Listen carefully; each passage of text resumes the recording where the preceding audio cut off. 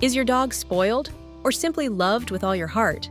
Right now, you're probably thinking, I don't spoil my dog, I love my dog. But here's the uncomfortable truth. Many of the things we do out of affection, letting them sleep in our bed, giving them food from the table, responding every time they demand attention, aren't gestures of love, they're signs of being spoiled. And while it may seem harmless, that excess of freedom can create anxiety, frustration, and behaviors that damage their well-being. Today, I'll show you the 11 signs that reveal if your dog is spoiled, and most importantly, how to transform that disorganized love into love that gives them security and balance. Stay tuned, because sign number 1 is the most shocking and may make you see your dog in a completely different way. 11. The king of the sofa or bed. Your dog stretches out on the sofa as if it were his throne. You see him comfortable, happy, and you melt. The problem isn't that he's there. The problem starts when that place stops being shared and becomes private property. You try to move him and he resists, stares at you, growls softly. That gesture says, "This space belongs to me." When a dog feels he controls the most valuable spots, the rest of the house begins to revolve around his comfort. You move, he stays. You give in, he learns. And every time you give in, the message repeats, "If I insist, I win." This doesn't just affect the sofa, it affects visits, nights, moments of rest.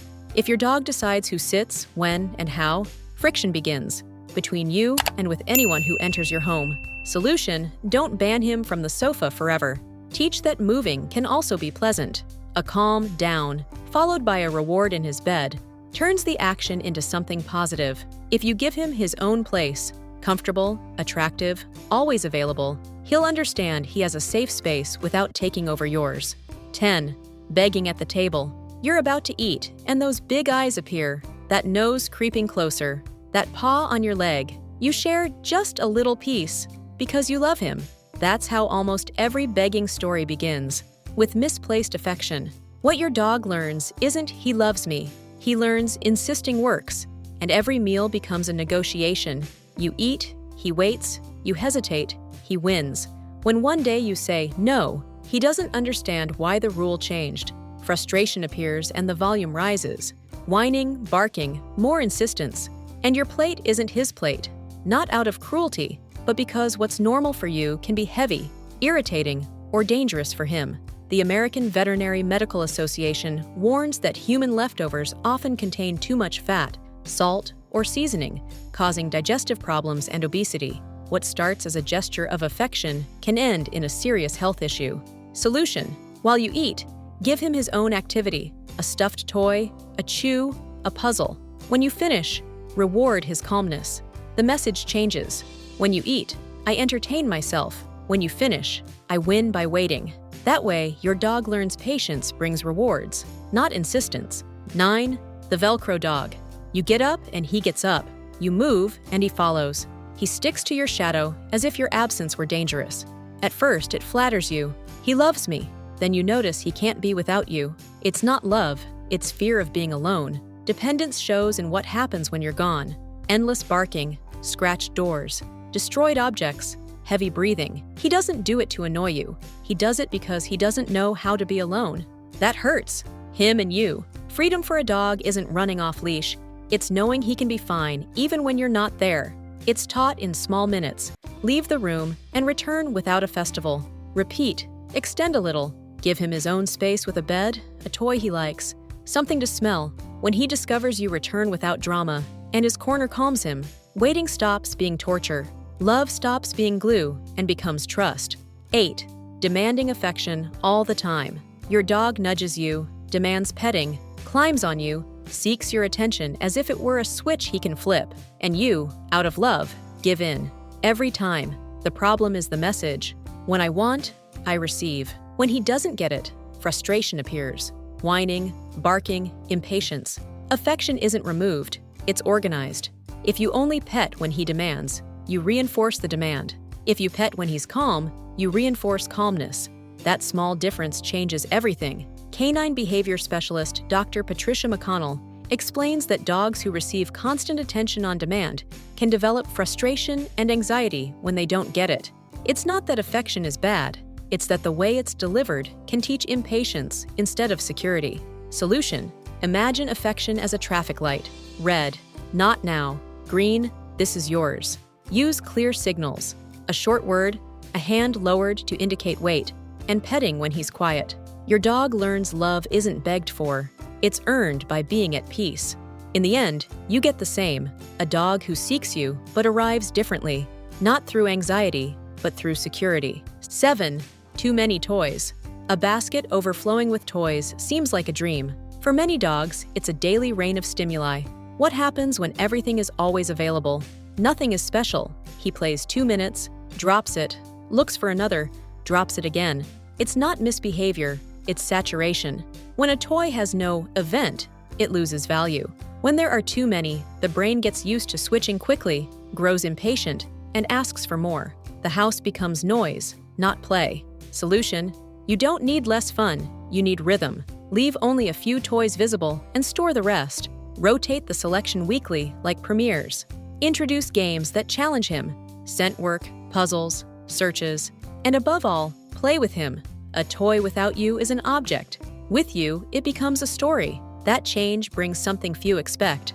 Less hyperactivity, more focus, more enjoyment. 6. Pulling on the leash. You go out and he decides the path, the speed, the stops. You're behind, almost always being pulled. It's not rebellion. It's that no one explained the walk is for both. When pulling works, it repeats. If pulling gets him closer to what he wants, sniffing, moving forward, greeting, it becomes his language. The more it works, the stronger he speaks it. You get tired. He gets frustrated when you stop him. The walk stops being rest and becomes argument. The leash isn't a chain, it's a conversation. It's trained with clear signals. Now sniff, now walk together. With small rewards for following your pace and real pauses to explore, your dog learns he doesn't have to fight to enjoy. A structured walk isn't boring. It's safe, kind, shared. It feels different. Tension drops, connection rises. 5. Dictating your routine. Without realizing it, your schedule starts to revolve around your dog. You change times, postpone outings, avoid plans. It's not that he commands, it's that you give in to avoid his discomfort. At first, it seems like love. Later, it becomes a cage, for you and for him. When everything is the same every day, any change hurts. If today's walk is at 7 and tomorrow at 8, his world shakes. If you leave without warning, he gets restless. If you return with a party, you reinforce the drama of your return. Freedom is taught with small, consistent changes. Vary the walk by 15 minutes. Leave briefly without noisy announcements. Return calmly. Before leaving, give him a task, a chew, a food search, a puzzle. Your life regains air. His gains resilience. Over time, you'll see something new. Not everything depends on the clock. It depends on how he feels. And if he feels safe, everything becomes easier. 4. Lack of independence. Some dogs only explore if you're a meter away. If you move farther, they stop. If you leave, they freeze. It's not obedience, it's insecurity. They learned the world is only reliable with you. Independence doesn't mean not needing you. It means being fine even when they don't see you. It's built in small steps. A scent game while you're in the kitchen. A hallway he walks alone while you put something away. A reward when he returns calmly. When he discovers he can start activities without you telling him, his posture changes. His body relaxes. His tail moves differently. His gaze opens. He begins to make healthy decisions. Exploring, sniffing, observing without anxiety. That doesn't push you away. It brings you closer in a new way. You're no longer a crutch, you're a reference. 3. Sleeping on your pillow. Your pillow carries your scent. For your dog, it's pure comfort. Wanting to be there speaks of his bond with you. The problem arises when that intimate gesture becomes a rule without limits. If you move him and he gets upset, if someone approaches and he growls, if that space stops being shared, it's not about expelling him from the bed. It's about explaining that your closeness isn't territory. If you notice signs of possessiveness, calmly redirect him to his bed, reward the change, and invite him back when he's relaxed. In your bed, you set the rhythm. In his bed, he has his refuge. The surprising part is that with clear rules, rest improves for everyone. Less tension, deeper sleep, more beautiful moments together. 2. Misbehavior without consequences. A chewed shoe, a puddle in the hallway, a call ignored. If you always forgive him because he's adorable, the world becomes a place without signals. For him, everything depends on your mood. There are no rules. The anxiety you see doesn't come from being bad. It comes from not knowing what to expect. Calmness appears when every action has a clear meaning. This yes, this no, this now, this later. No yelling, no harsh punishment. With limits repeated the same way each time. The practice is simple and powerful.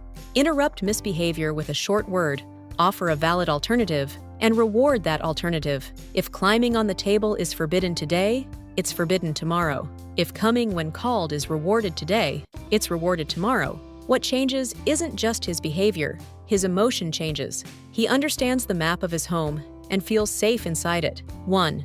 Barking at guests. The doorbell rings and the alarm goes off. Your dog runs, barks, blocks the way. It looks like protection, but it's usually insecurity. He feels your home is his responsibility, and any stranger is a problem. That guardian mode doesn't come from malice.